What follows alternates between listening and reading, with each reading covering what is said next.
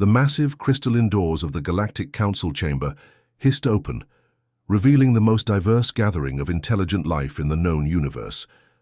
Hundreds of species filled the amphitheater-style seats, their forms ranging from towering, insectoid warriors to floating energy beings that pulsed with inner light. The air hummed with dozens of different breathing apparatus and translation devices working overtime to convert the babel of alien languages into something resembling coherent discussion. At the center podium, Ambassador Kree of the Zephyrian Empire stood like a living sculpture of pure diamond. His crystalline body caught and refracted the chamber's lights into dancing rainbows that played across the walls. As one of the oldest members of the Council, Kree had seen countless species petition for membership over the centuries. Most were quickly accepted after demonstrating their technological prowess and military might. Others were politely declined when they proved too primitive or aggressive for galactic society. Today's petition, however, was unlike anything he had encountered in his 300-year diplomatic career.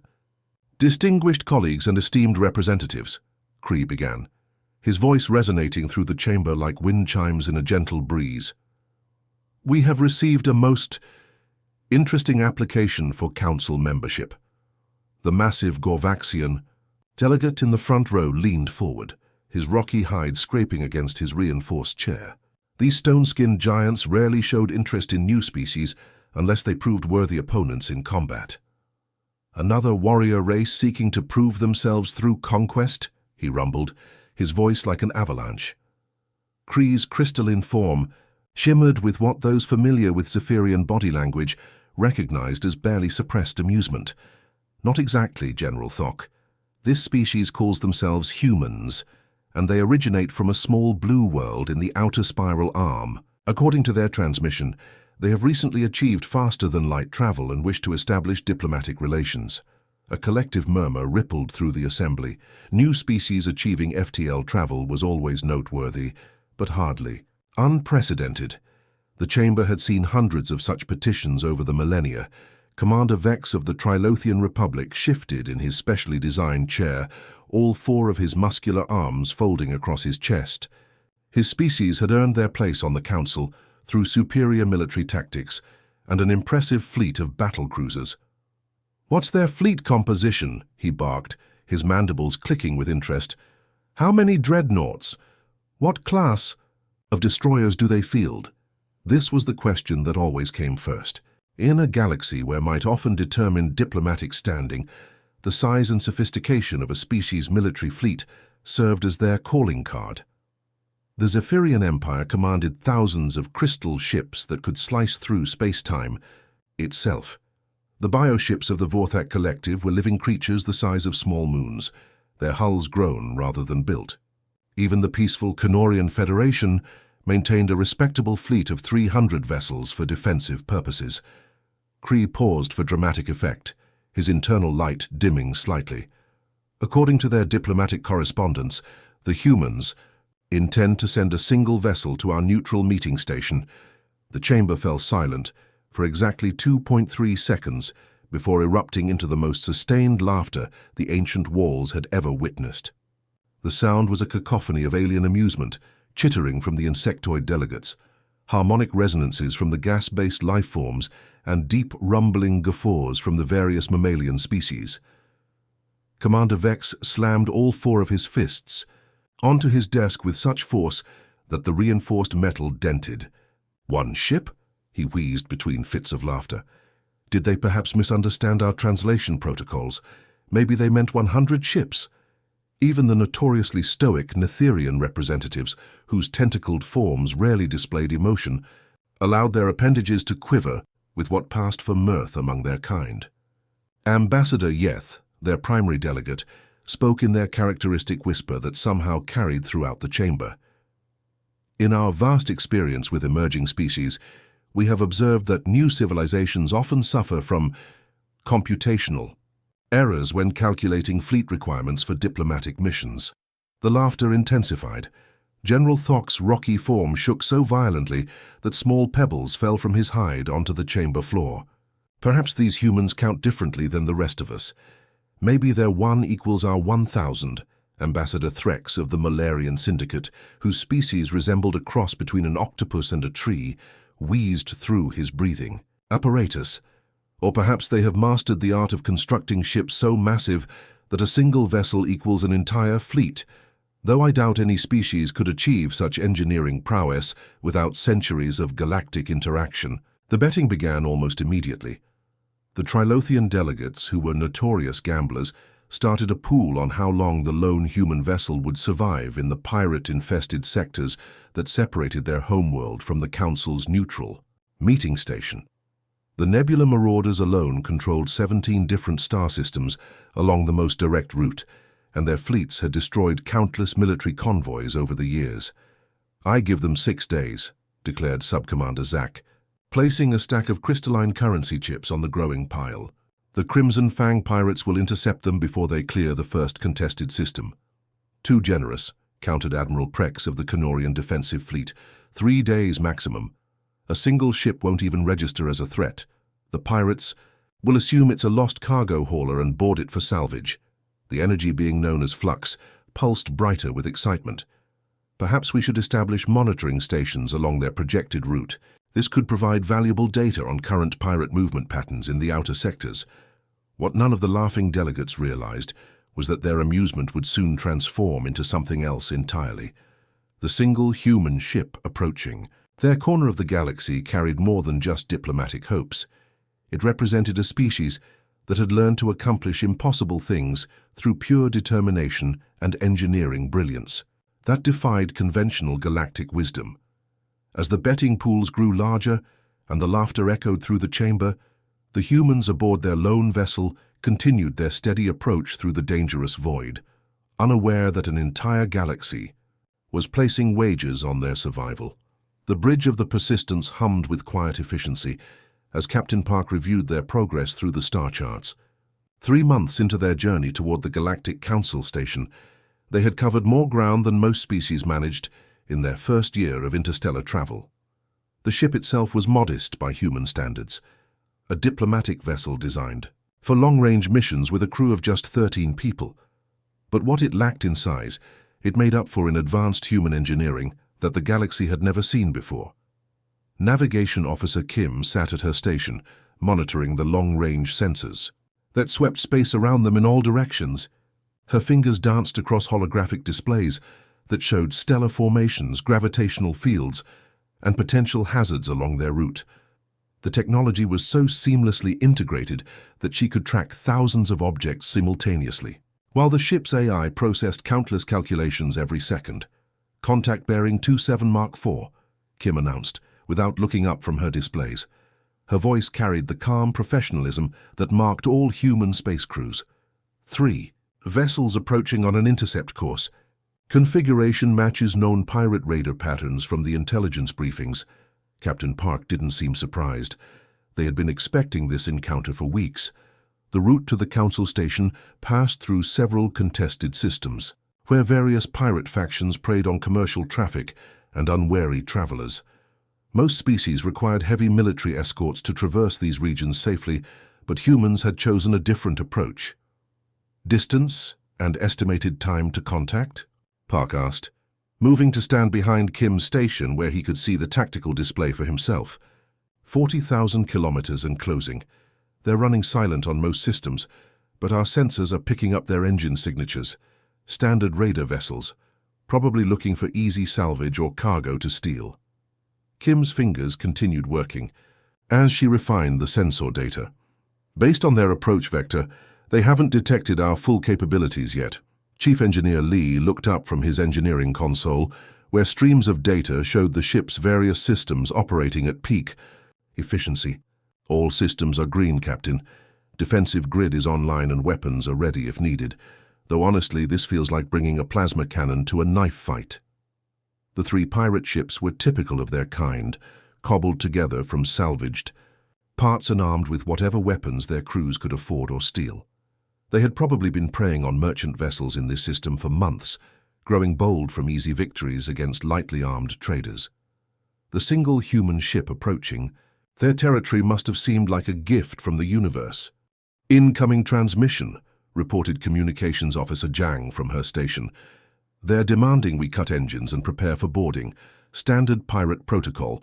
They want our cargo and probably plan to sell the ship for scrap." Captain Park almost smiled. If these pirates knew what they were really dealing with, they would have turned around and fled to the next star system. "Send them our standard diplomatic response. Tell them we're on a peaceful mission and request safe passage." The reply came back within minutes, filled with crude threats and demands for immediate surrender. The pirate vessels had spread out into an attack formation, confident that their numerical advantage would make short work of the lone human ship. "They're powering weapons," Kim reported. "Energy signatures are climbing across all 3 vessels. Looks like they're not interested in negotiation." Park nodded to Lee. "Bring defensive systems online. Let's show them what human engineering can do." What happened next would have amazed any alien observer. The Persistence didn't lumber into battle like most spacecraft.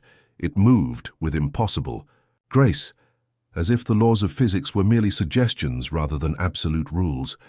The ship's hull shimmered as advanced shielding systems activated, creating energy barriers that could deflect anything short of a direct hit from a capital. Ship's main guns. The pirates opened fire with everything they had, expecting to overwhelm the small vessel with concentrated firepower. Their weapons, crude laser cannons and missile launchers, struck the human ship's shields and simply vanished, absorbed by technology that operated on principles the pirates couldn't begin to understand. The Persistence responded with surgical precision. Weapons Officer Nam, who had been quietly tracking all 3 pirate vessels since they first appeared, activated the ship's defensive systems. Beams of coherent energy lanced out from hidden weapon ports, striking each pirate ship with devastating accuracy. The weapons weren't designed to destroy, they were designed to disable. The first pirate vessel lost all power to its engines and weapons within seconds. The second ship's main reactor went offline, leaving it drifting helplessly in space. The whole third pirate captain, seeing his companions neutralized so effortlessly, decided that discretion was the better part of valor and fled the system at maximum speed. "Threat neutralized," Nam reported, with the same calm tone he might use to announce the completion of a routine system check. "Both disabled vessels are showing life signs. Their crews are alive, but their ships are completely powerless." Across the galaxy, alien observers who had been monitoring the human ship's progress for their own entertainment fell silent. Advanced sensor networks belonging to various galactic powers had been tracking the Persistence since it left human space, expecting to witness the amusing destruction of an overconfident new species. Instead, they had just watched a single small vessel defeat 3 pirate ships without breaking stride. The human ship continued on its course as if nothing had happened, leaving the disabled pirates to await rescue from their own kind. Captain Nay. Park returned to reviewing their navigation charts, while his crew went back to their routine duties. For them, this had been just another minor obstacle on their journey to meet the Galactic Council. What the aliens watching didn't understand was that this encounter represented human philosophy in action. The Persistence could have destroyed all 3 pirate vessels easily, but humans preferred solutions that preserved life whenever possible. They had disabled the threats without unnecessary killing, demonstrating both their technological superiority and their moral restraint. As the ship jumped to hyperspace and disappeared from the sensor networks tracking it, emergency communications began flooding through galactic intelligence channels. Something was very wrong with their assumptions about these humans, and the implications were starting to dawn on civilizations across the galaxy. The massive docking bay of the Galactic Council station stretched out like a metallic canyon, its walls lined with berths designed to accommodate vessels from hundreds of different species. Ships of every imaginable design filled the available spaces, crystalline Zephyrian cruisers that looked like floating cathedrals, biomechanical Vorthak vessels that pulsed with organic life, and sleek Trilothian warships bristling with weapon ports. In the center of this alien showcase, a single human ship descended toward its assigned platform. The Persistence moved with the same fluid grace it had displayed throughout its journey, its maneuvering thrusters firing in perfect sequence. As it settled onto the docking platform, Alien dock workers and automated systems had been prepared to assist with landing procedures, but the human ship required no help. It touched down with barely a whisper, its landing struts extending and locking into place with mechanical precision. That spoke of superior engineering. Hundreds of alien observers had gathered in the observation galleries overlooking the docking bay. Word of the human ship's incredible journey had spread throughout the station like wildfire. The same vessel that had been dismissed as a joke 3 months ago was now the subject of intense curiosity and growing respect. Many of the observers carried recording devices, hoping to capture the first glimpse of this mysterious new species. Ambassador Kree stood in the primary observation deck, his crystalline form reflecting the docking bay's lights as he studied the human vessel through magnification screens. The ship bore the scars of its long journey, hull plating darkened by radiation exposure, small impact craters from micrometeorite strikes, and the subtle signs of wear that came from traveling through the galaxy's most dangerous regions. Yet, despite these battle scars, the vessel had arrived exactly on schedule and in perfect working condition. "Remarkable," whispered Dr. Veth, the station's chief xenobiologist. Her tentacled form swayed with excitement as she analyzed the data streaming from her sensors. "Their ship's hull composition includes materials I've never encountered before. The molecular structure seems to self-repair minor damage during flight." The docking bay's atmosphere processes hummed to life, adjusting the local environment to accommodate human biological requirements. The station's advanced systems had analyzed the atmospheric readings from the persistence and determined the optimal mixture of gases for the visiting species. It was a routine courtesy extended to all diplomatic visitors, but the precision with which the human ship systems interfaced with the station's computers impressed even the technical staff. A soft hiss echoed through the docking bay as the Persistence opened its main airlock. The assembled alien observers leaned forward in anticipation, many expecting to see primitive warriors or crude explorers stumble out of their battered vessel. What they saw instead challenged every assumption they had made about this new species. Captain Park emerged first, his movements confident and measured as he stepped onto the station's deck. His uniform was simple but well-tailored, made from materials that seemed to shift slightly in the artificial lighting. Behind him came his diplomatic team, led by Ambassador Han, whose bearing and composure would have impressed diplomats from any of the galaxy's major civilizations. The humans carried themselves with quiet professionalism, their equipment clearly advanced despite being unfamiliar to alien observers. Portable devices that seemed to blend technology with artistic design hung from their belts, while their communications gear integrated seamlessly with their clothing in ways that spoke of sophisticated miniaturization techniques. "They don't look like conquerors," murmured General Thok from his position in the military observation section. The massive stone-skinned warrior had expected to see battle-scarred fighters emerging from their ship. Instead, he watched as the human delegation moved through the docking bay with calm efficiency, their leader already extending diplomatic greetings to the station's welcoming committee. The first formal meeting took place in the Council's diplomatic reception hall, a vast chamber designed to accommodate representatives from dozens of different species simultaneously. The humans took their assigned positions with practiced ease, their translator devices already syncing with the station's universal communication network. Communications Officer Zhang stepped forward to handle the technical protocols, her portable interface device connecting with alien translation systems in ways that shouldn't have been possible. Most species required days or weeks to properly calibrate their communication equipment with the Council's advanced linguistic processors.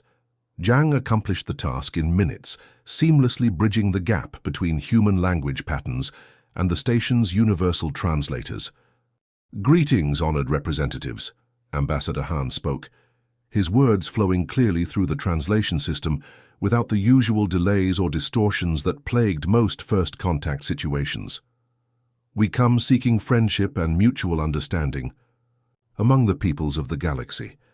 Medical Officer Song quietly began her own protocols, interfacing with the station's biological monitoring systems to provide comprehensive data about human physiology. The information she transmitted impressed even Dr. Veth, whose species had been studying alien biology for thousands of years. The humans had somehow anticipated exactly what data would be needed and prepared it in formats that worked perfectly with existing council systems. The questions began subtly during the informal reception that followed the opening ceremonies. Alien diplomats and military observers approached the human delegation with carefully worded inquiries about their journey and capabilities. "Your vessel's performance during the transit was quite impressive," mentioned Admiral Prex of the Canorian fleet, his tone casual but his eyes sharp with professional interest. "What defensive systems allowed you to navigate the contested sectors so effectively?" Ambassador Han smiled politely. "We followed standard safety protocols for long-range diplomatic missions.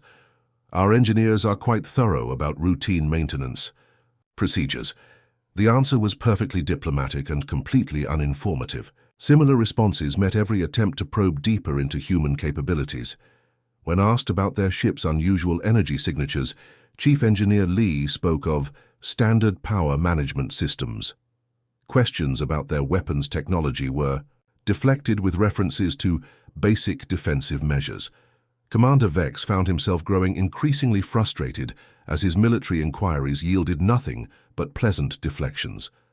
"Perhaps you could share some technical specifications, for peaceful cooperation purposes, of course. We'd be happy to discuss appropriate technology exchanges through proper diplomatic channels," Captain Park replied smoothly. "I'm sure our respective governments can work out mutually beneficial arrangements." As the reception continued, council members began exchanging meaningful glances. These humans were clearly far more sophisticated than anyone had anticipated. Their technology, while unfamiliar, operated with an elegance that suggested advanced understanding of principles that many galactic civilizations were still struggling to master. The real revelation came when Medical Officer Song casually mentioned during a conversation about biological compatibility that humans had prepared for over 40 different types of potential atmospheric requirements during their journey. The implications hit the assembled aliens like a shockwave. This single ship had been equipped to handle diplomatic contact with species the humans had never encountered before, suggesting preparation and foresight that bordered on the impossible. Council members began to pay much closer attention to their human guests, realizing that first impressions could be very deceiving indeed. Science Officer Cho had always been observant by nature, a trait that served her well during her years exploring the mysteries of deep space. As she walked through the council stations, corridors on her third day, she couldn't help but notice the unusual behavior of the alien scientists and engineers who seemed to be everywhere she looked. They weren't just curious about the humans, they were studying the persistence with an intensity that bordered on obsession. Groups of crystalline Zephyrian researchers huddled around portable scanning devices in the observation galleries, their forms flickering with agitation as they analyzed data that clearly didn't make sense to them. Trilothian engineers with their forearms worked frantically at computer terminals, trying to process sensor readings that defied their understanding of spacecraft design. Even the usually calm Netherian scientists had abandoned their typical composure, their tentacles writhing with confusion as they compared notes. Cho decided to investigate what had captured their attention so completely. Using her diplomatic access codes, she pulled up the same sensor data that the alien researchers were studying. What she saw made her understand their fascination immediately. The power readings from the persistence were impossible according to galactic engineering standards. The ship's energy output suggested a vessel at least 10 times larger, yet their modest diplomatic craft generated this power with no visible strain on its systems. The reactor signatures didn't match any known technology. They were too clean, too efficient and far too stable for conventional galactic understanding. Even more puzzling was the hull composition analysis. The alien sensors detected elements that shouldn't exist in stable form according to current galactic science. Materials that theory said would decay within hours were somehow maintaining perfect molecular integrity throughout the ship's structure. The hull itself seemed to be self-repairing, healing minor damage from cosmic radiation and micrometeorite impacts without any apparent maintenance systems. But it was the propulsion data that truly baffled the alien scientists. The Persistence operated on principles that challenged fundamental galactic understanding of faster-than-light travel. Most species achieved FTL through brute force, massive engines that tore holes in space-time using enormous amounts of energy. The human ship seemed to glide through hyperspace as if it belonged there, using a fraction of the power that conventional drives required. Dr. Veth, the station's chief xenobiologist, approached Cho during a break between diplomatic sessions. Her tentacled form swayed with nervous energy as she spoke through her translation device. "Officer Cho, I hope you don't mind my asking, but our sensors are detecting some unusual readings from your vessel. The biological support systems alone suggest technology we've never encountered." Cho smiled politely. "The Persistence has always been reliable. Our engineering teams do excellent work, but the atmospheric processors, the artificial gravity, generators, even your waste recycling systems operate with efficiency levels that our best scientists say should be theoretically impossible. How do you maintain such perfect environmental balance with such compact equipment?" "Standard human engineering," Cho replied with a shrug. "We've always been good at making things work efficiently." The alien scientist's tentacles curled with frustration at the vague answer. But before she could ask more questions, Cho excused herself to attend another diplomatic function. That evening, Captain Park found himself invited to a private dinner with Admiral Kren, one of the most respected military leaders in the Zephyrian Empire. The crystalline being's private quarters were decorated with trophies from countless battles, each piece representing victories that had helped establish Zephyrian dominance across dozens of star systems.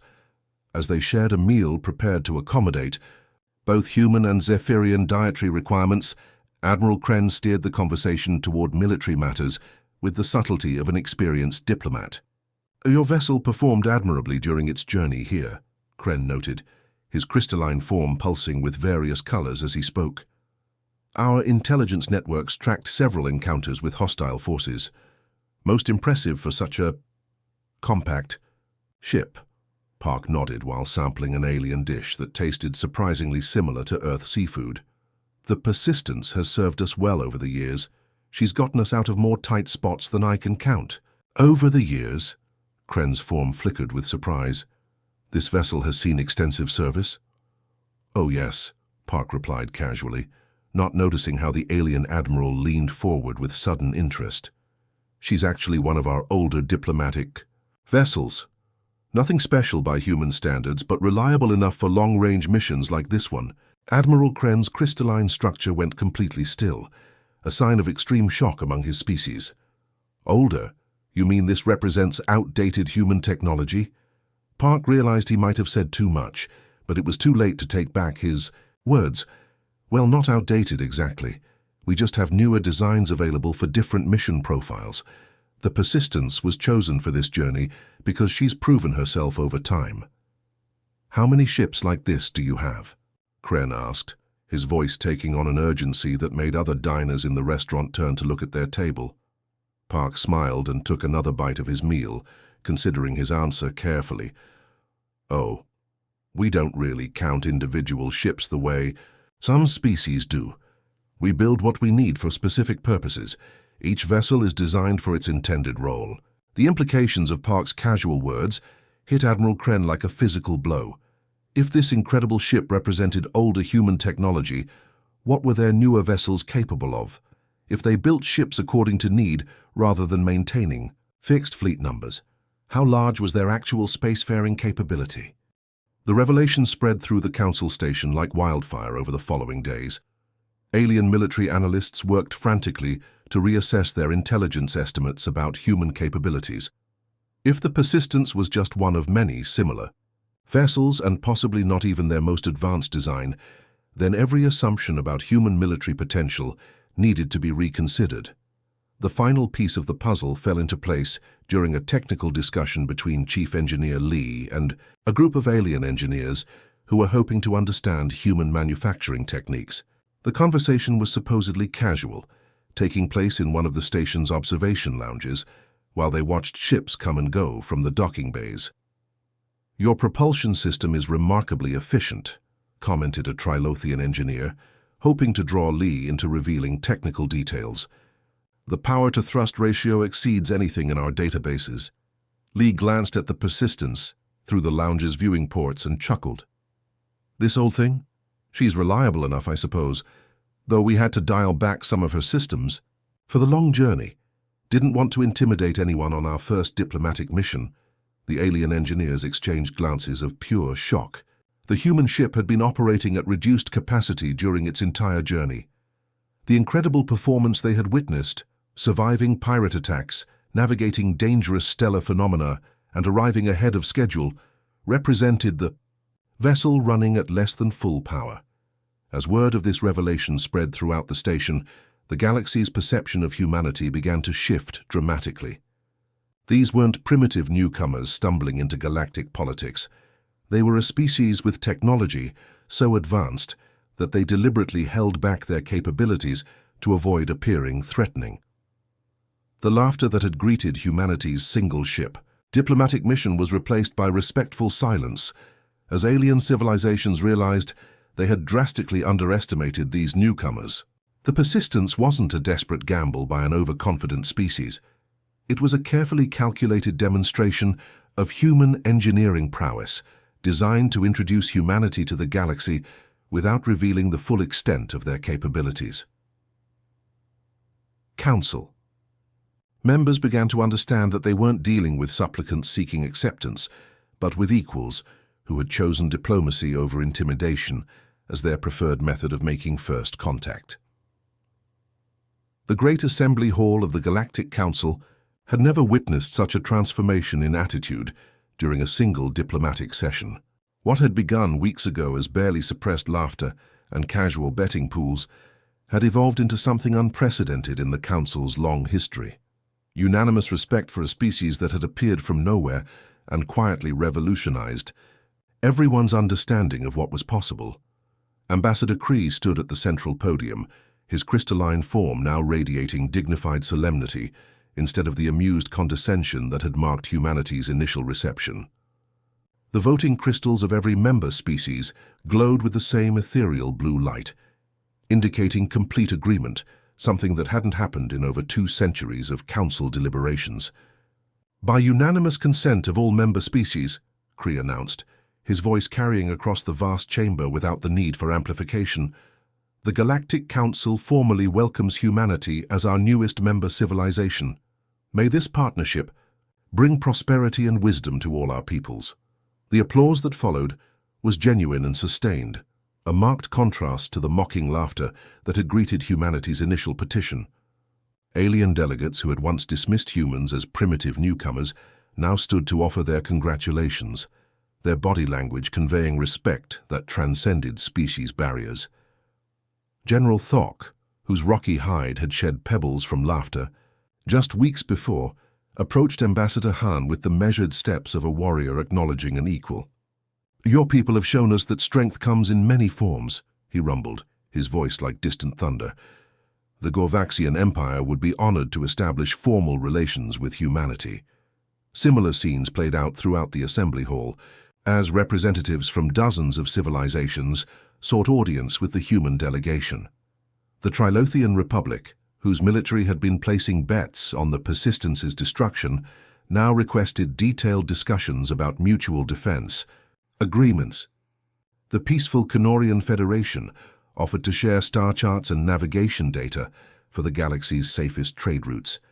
Even the mysterious Vorthak Collective, whose bioships rarely communicated with other species, extended an invitation for cultural exchange through their biomechanical translation matrices. Their living vessels pulsed with patterns that their translators rendered as expressions of curiosity and respect. Ambassador Han moved through the gathering with practiced diplomatic grace, accepting congratulations and fielding requests with the same measured professionalism that had marked humanity's entire first contact process. His responses were warm but carefully non-committal, promising that proper diplomatic missions would be established to handle the complex negotiations that lay ahead. The diversity of perspectives and experiences represented here is truly remarkable, Han told a gathering of alien ambassadors who had surrounded him near the chamber's great viewing windows. Humanity looks forward to learning from all of your civilizations and contributing our own knowledge to the greater galactic community. Dr. Veth, the station's xenobiologist whose tentacles had been writhing with confusion for days, finally approached Ambassador Han with a question that had been troubling scientists throughout the station. If I may ask, Ambassador, how did your species achieve such remarkable technological advancement in apparent isolation? Most civilizations require centuries of galactic interaction to develop such sophisticated capabilities. Han smiled diplomatically. Humans have always been curious about the universe around us. Perhaps isolation forced us to become more creative. In solving problems, we learned to make the most of what we had available. The answer was perfectly crafted to satisfy curiosity without revealing specifics, maintaining the careful balance between openness and security that had characterized all human responses during their stay at the Council Station. As the formal ceremonies concluded and the various delegations began to disperse, Captain Park and his crew prepared the Persistence for departure. The docking bay that had once seemed too large for their modest vessel now felt appropriately sized, with alien dock workers treating their ship with the same respectful efficiency they accorded to the great vessels of established galactic powers. The contrast was striking.